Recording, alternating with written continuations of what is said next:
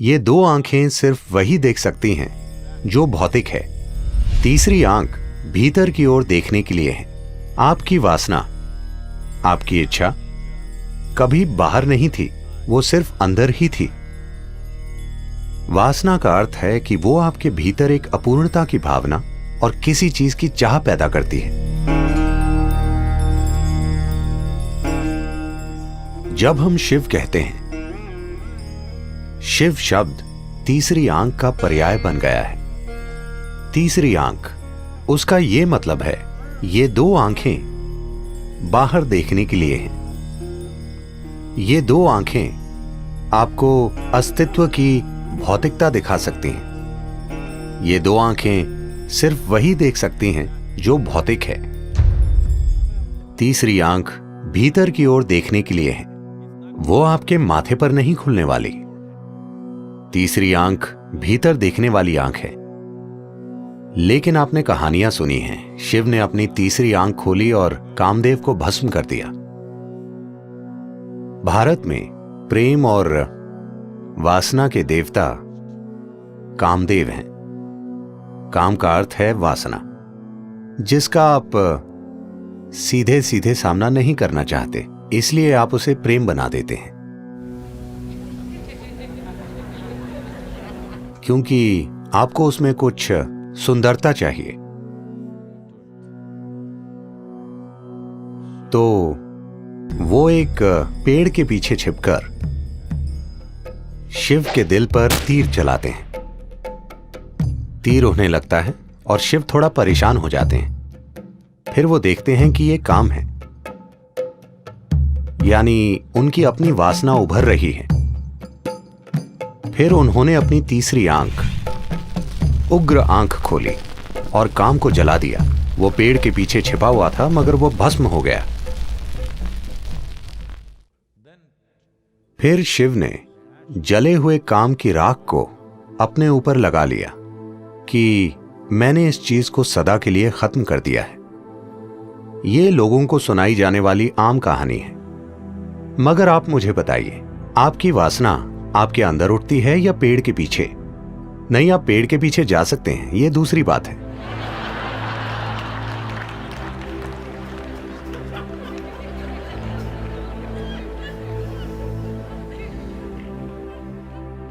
मगर वो उठती कहां है?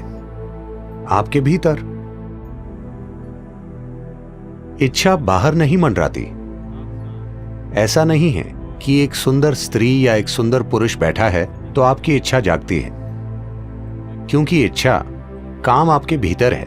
इसीलिए उन्होंने अपनी तीसरी आंख खोलकर अपने अंदर के काम को जला दिया, उसे नहीं जो बाहर खड़ा है, क्योंकि वो कभी भी बाहर नहीं खड़ा था।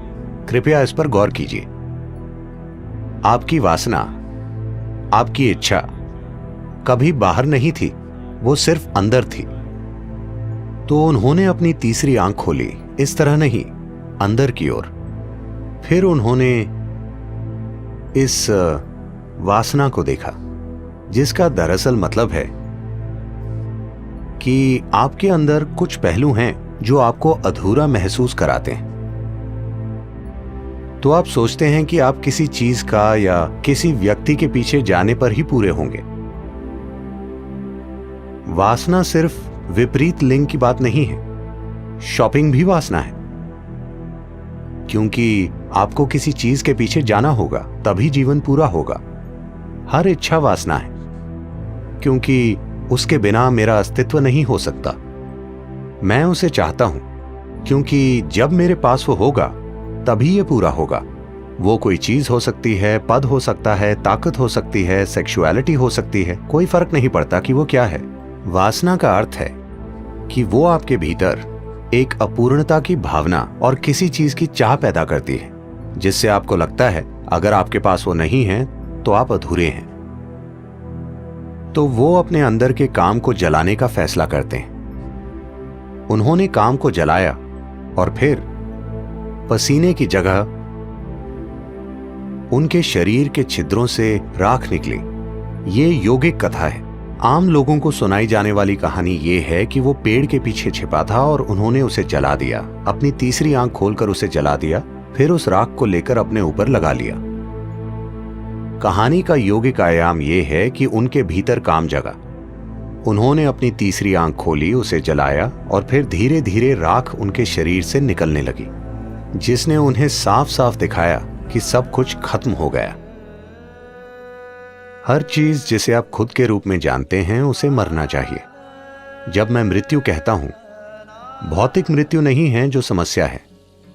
सवाल है हर उस चीज को खोना जिसे आप अभी मैं के रूप में जानते हैं, आपकी शख्सियत, आपकी पहचान। Once you learn to be an individual, एक बार आप शारीरिक और मानसिक ढांचे से परे एक व्यक्ति होना सीख लेते हैं, इसका अर्थ है कि आप मर चुके हैं। मृत्यु को जीने का यही मतलब है। तो अगर आप जानते हैं कि शारीरिक और मानसिक ढांचों के बिना एक व्यक्ति कैसे बने, तो आप मृत्यु को जीते हैं। अगर आप मृत्यु को जीते हैं तो आप अपने अस्तित्व में शाश्वत हैं। अब समय आ गया है कि आप मृत्यु को जिएं ताकि आप अनंत काल तक जीवित रहें।